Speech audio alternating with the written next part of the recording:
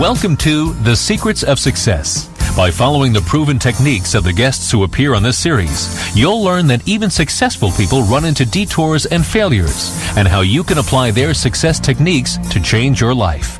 You're now listening to the most unique show on radio, the show dedicated to making you a success.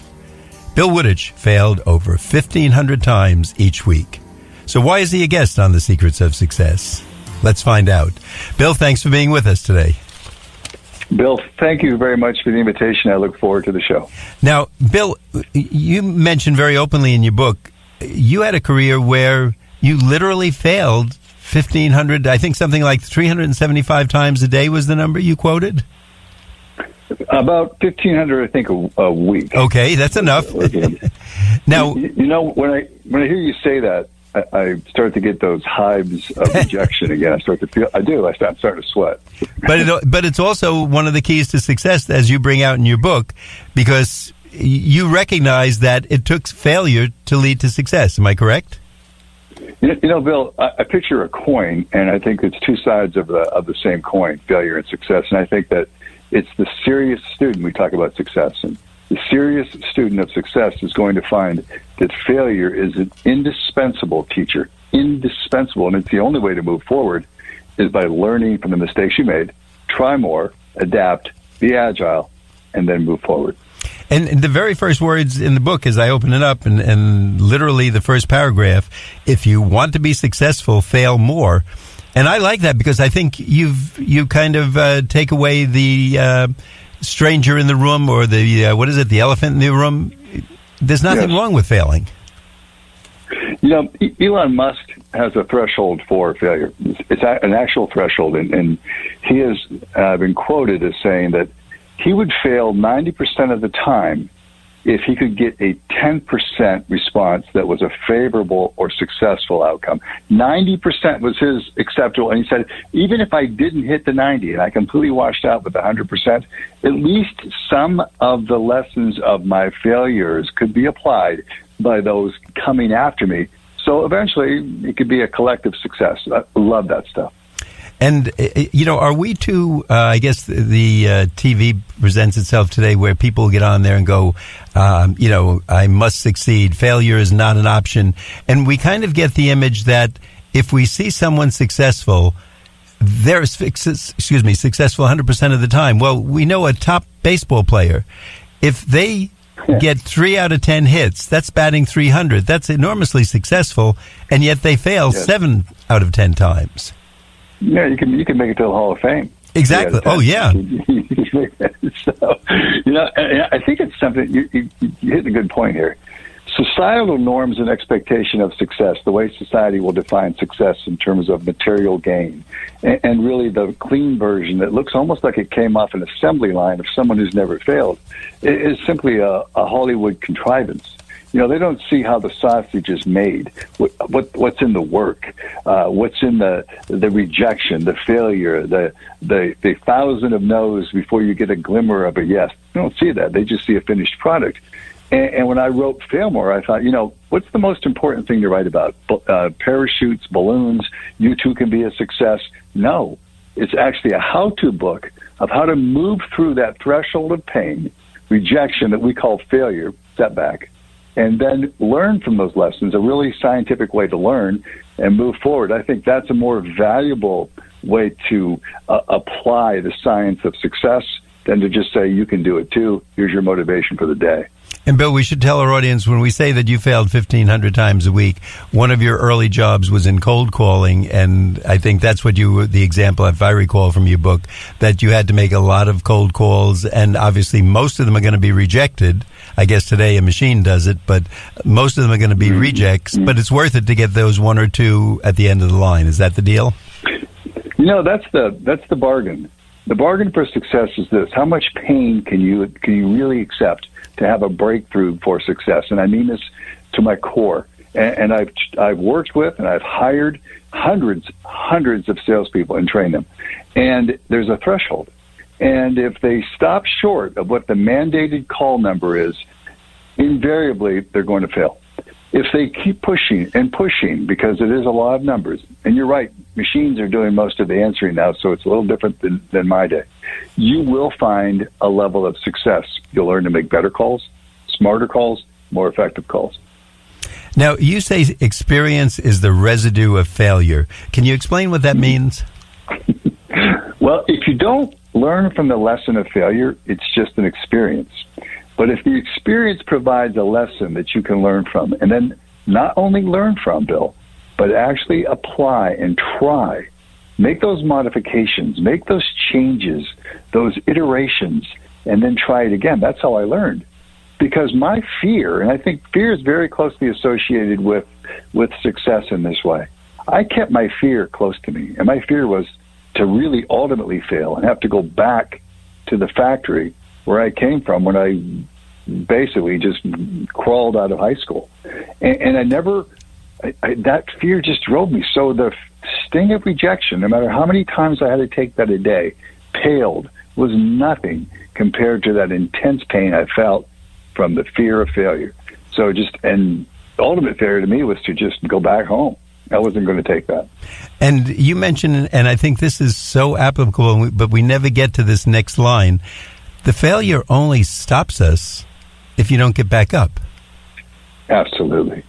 And absolutely. The failure will only stop you if you do not get back up. And you have to get back up. You have to get back up. We're all going to flunk a test or have a bad day. The best pitcher is, gets whacked around once or twice a year in the first inning. The best golfer is a disaster and doesn't make the cut. And we've seen this. I mean, now that sports are so much part of our everyday life.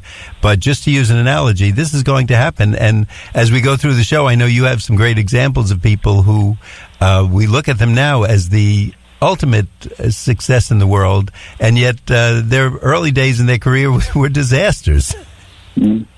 Utter flame-out disasters. I was fortunate to have 3 shows with Steve Harvey, where I was invited as a guest on 3 shows. And the connection we had in talking off the air and what we were doing on the air was really failure. How many times he slept in his car? How many times he made, $3 a joke?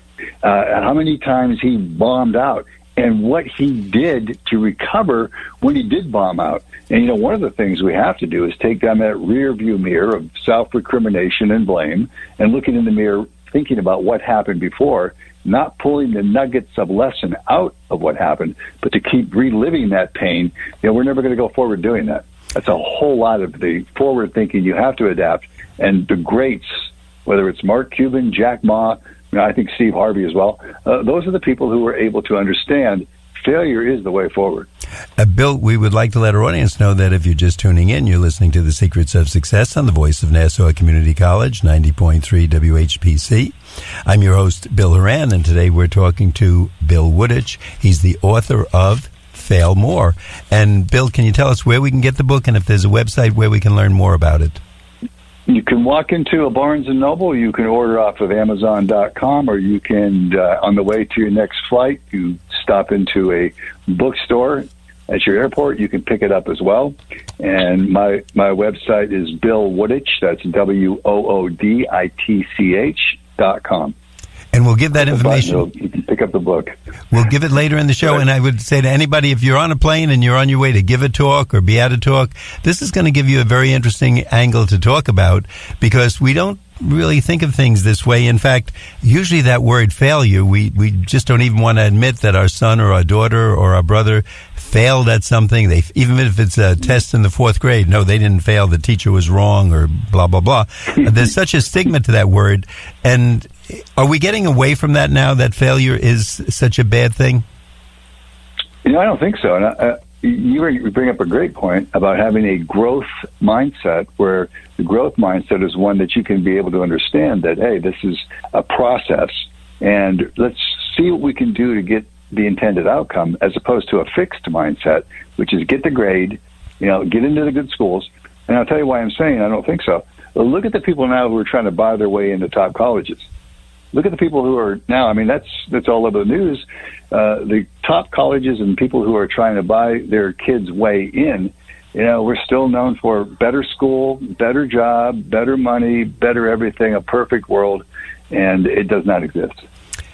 Is being a success or being a failure, is that a self-fulfilling prophecy? And I'd ask you to explain to us what we mean by the word self-fulfilling prophecy.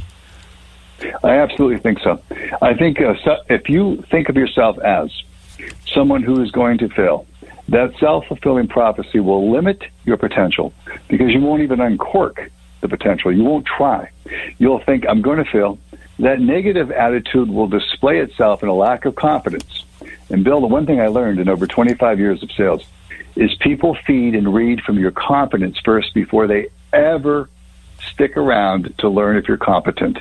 And competence rules the day. Likewise, or conversely, if you are and you have this feeling that, yes, I'm getting close and I'm learning and I'm trying, just like Jack Ma, the Chinese billionaire who couldn't get a job to save his life. You know, KFC, 39 applicants, he was number 40, didn't get it. You know, the police, he couldn't get on with the police. He tried to get into Harvard 10 times. He failed at everything he ever thought about touching.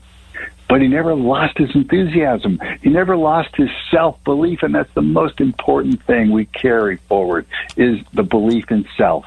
The belief in self. And we're going to fail. We're going to have setbacks. But damn it, we can persevere, we can crawl, walk, and then run forward. Now, 2 points that I just marked down as you answered that question. Confidence comes first. And you mentioned Jack Ma, and I'd like to go back over that because I read that anecdote in your book, and it really amazed me, and I just used it in a speech that I gave. Apparently, and I'm taking from your book, he put in 10 times he applied to Harvard. I don't know why so much, but 10 times, and he was rejected every time, correct? Yeah. I had to do the research on that one, and I did what you did. It's almost like disbelief, and I kept going over and over and giving various sources of research. 10 times he failed getting into Harvard. Now, watch one of his speeches when he talked about that. And now, who knows why? And next, he applied to the police force, and they were hiring 5 people, or they were no matter what number. He was the only one they actually rejected.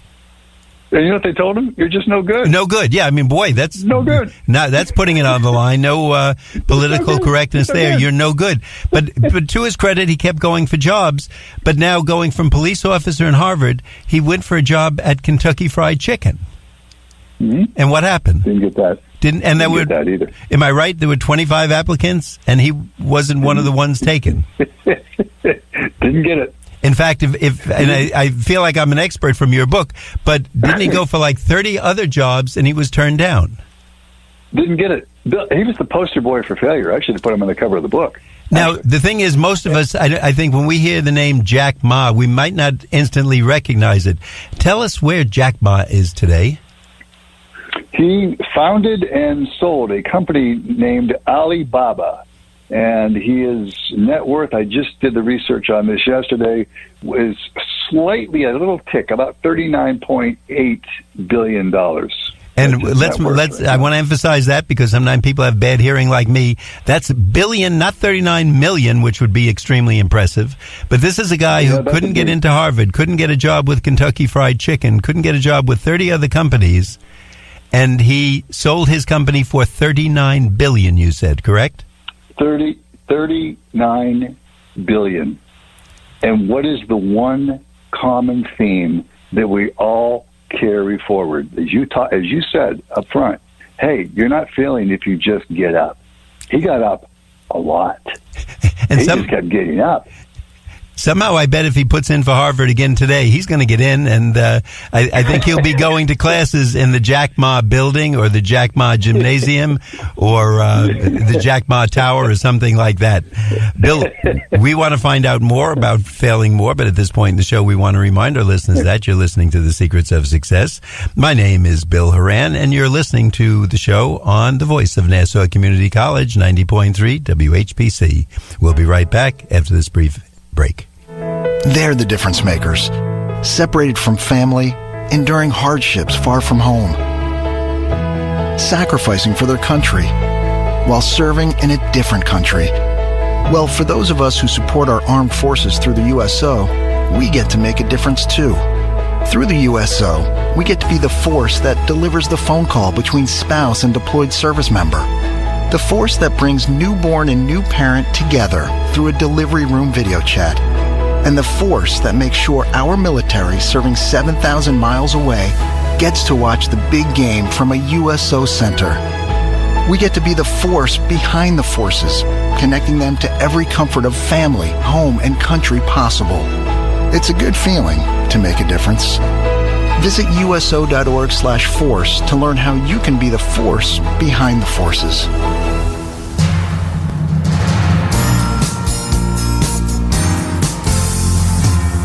Welcome back. You're listening to The Secrets of Success on the voice of Nassau Community College, 90.3 WHPC. I'm your host, Bill Horan, and today I'm speaking with Bill Wooditch. He's the author of the book, Failmore. Bill, in your book, you mention that persistence and willingness to do something every day brings us closer to our dreams.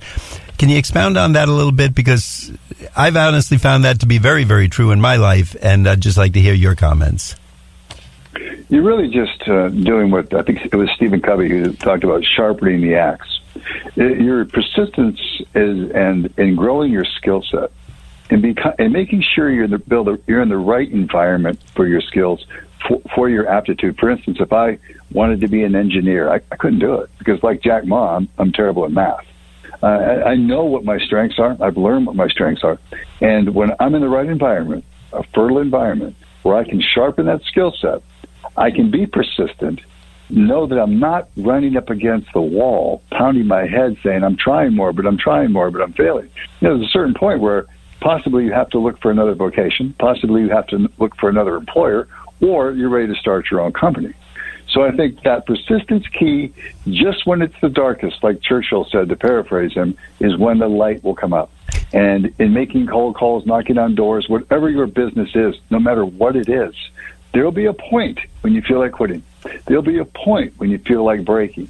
Just to push just a little bit more beyond that, just the next incremental step can make all the difference in your life. And I found that just doing that little bit each day kind of keeps you in the game.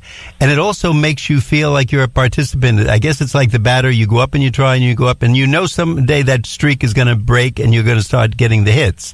The balls will fall in. But if you don't go up and keep swinging, they're never going to drop in the outfield or they're never going to go over the fence. So we have to do that. No, and I think you mentioned a key phrase, a key word is participant. You want to be an active participant in this game of life, a game of business.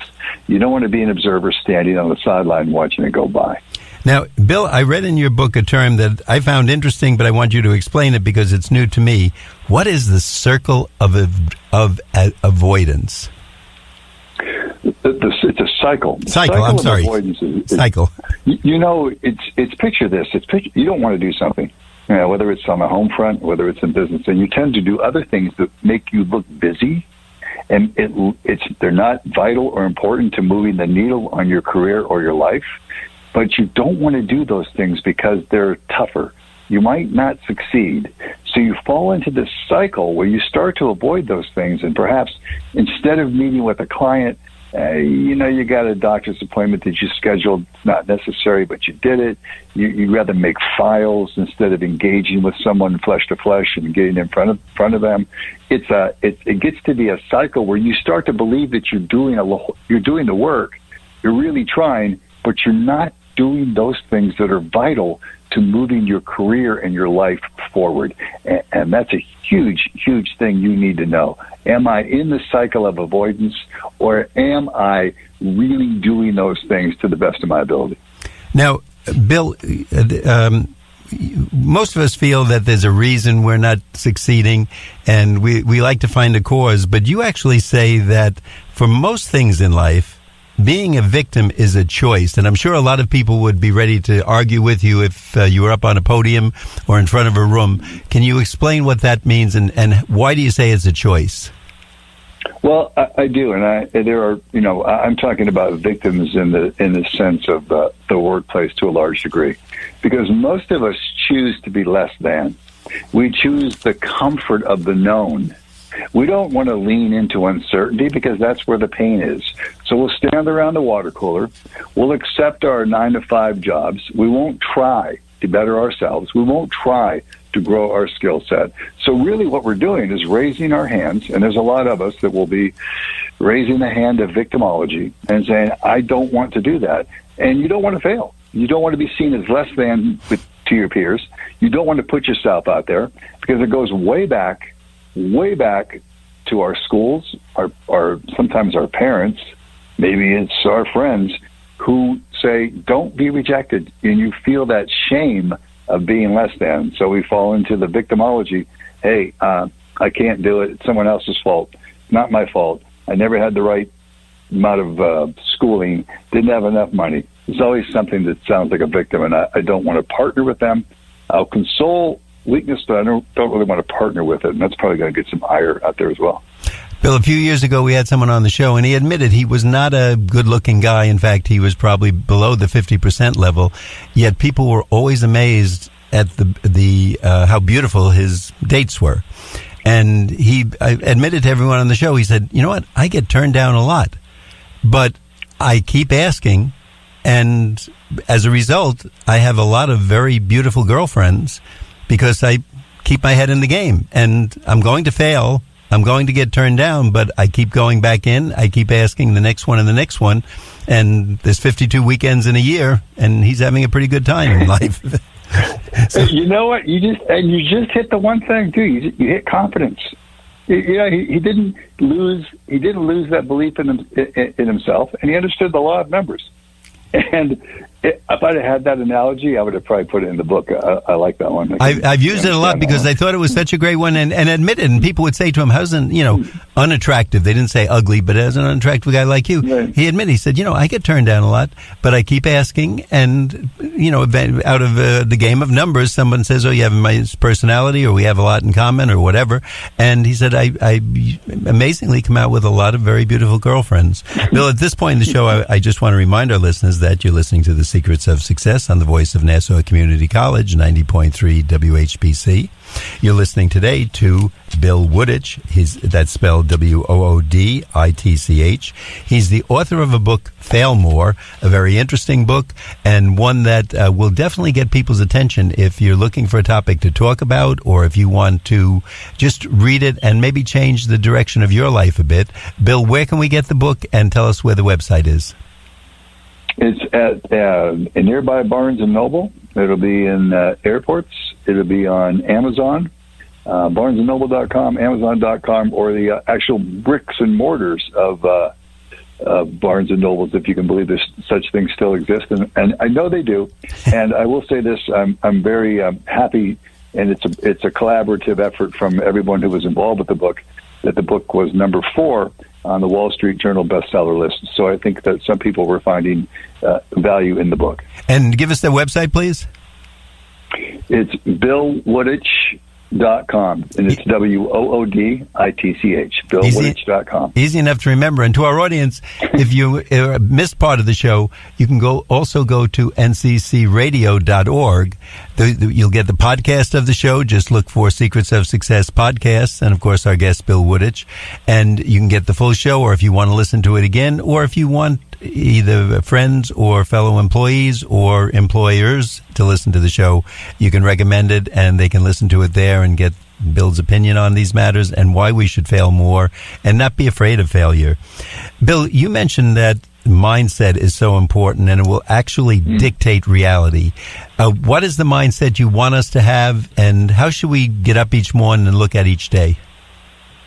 I want you to have a mindset that is always forward, a mindset that says, you know what, I'm responsible for my life. I'm responsible. I'm going to be accountable to myself to be successful. And success is a process. And you're going to throw away that dictionary that's got that societal definition of what success means in terms of material gain. You're going to look inside. You're going to march every day forward by learning something new. You're going to work on your competence as you grow your competence. And if you keep on going and you're in the right place, the right job, the right career, the right profession, you're going to make a difference in your life. You're going to expand your lifestyle options. You're going to have more choices. You're just going to have a better life with enriched value. You mentioned that we're our harshest critics, and you say we give away our power. Now, a lot of people would say, I don't have any power to give away. Look at me, I'm working in Burger King, or I'm a clerk, and I have, I'm holding down 3 menial jobs. What do you mean when you say we give away our power? I mean, frankly, I came from the East Coast, so I'm going to give you a little East Coast straightforward stuff, okay? I might live in California now, but I'm not totally Californianized. Don't be a doormat. Don't give away your self-respect. You're the only person that can do that. And no one will respect you in life if you don't have self-respect. Know what you stand for. Keep your head up. No matter what you do, the quality of your person is the most important thing, and how you compose yourself. Now, I'll go back to that level of confidence. That confidence you exude. And at all costs, do not be a doormat for others. We give away our power when we walk into an office. We walk into a boardroom or to someone's living room, and we think that we're less than because of what we do, because of maybe the job or the money that we hold or we make. And don't give away your power as a person. You deserve to breathe the air off this earth as much as anyone else.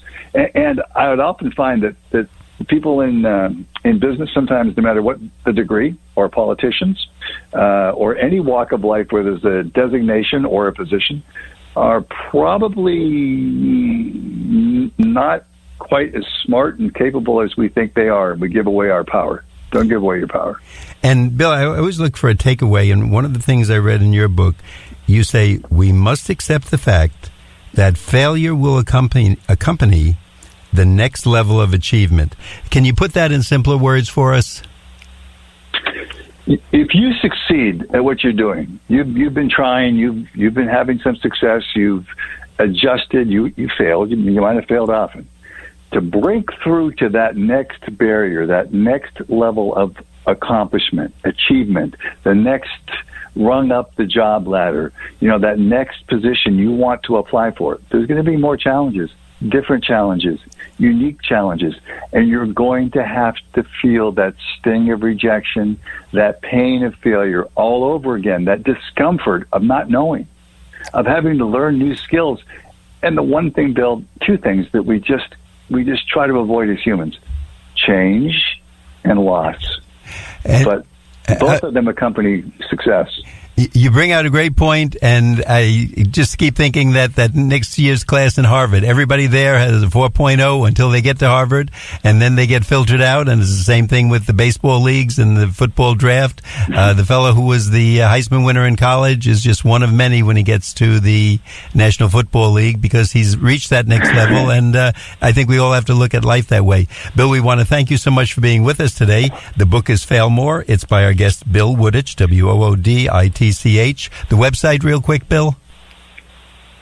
BillWooditch.com. BillWooditch.com. Easy enough to remember. Thanks so much again for being with us. We'd like to remind our listeners that you've been listening to The Secrets of Success on the voice of Nassau Community College, 90.3 WHPC. I'm your host, Bill Horan, asking you to please join us again next week at the same time when we will continue our journey to success.